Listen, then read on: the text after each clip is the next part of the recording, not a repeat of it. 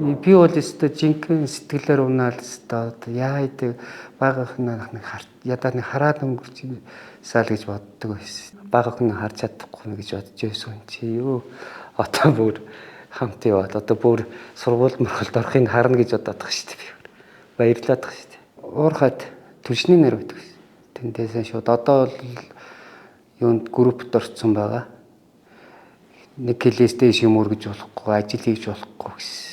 Тэгээ яаралтай элэг шилжүүлэн суулгахгүй болохгүй гэсэн. Тэгэл одоо намайг эмч үзээд 3 сарын настай юм байна гэсэн чи одоо юу 3 сарын нас байдгаа тэрнээсээ чааш 4 5 сар болчлоо.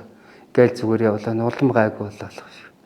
Одоо гэрүүлж одоо манайх 5 хүүхэдтэй. Одоо том зэрэгт явах гэж байгаа. Баг нь одоо сар гарантай.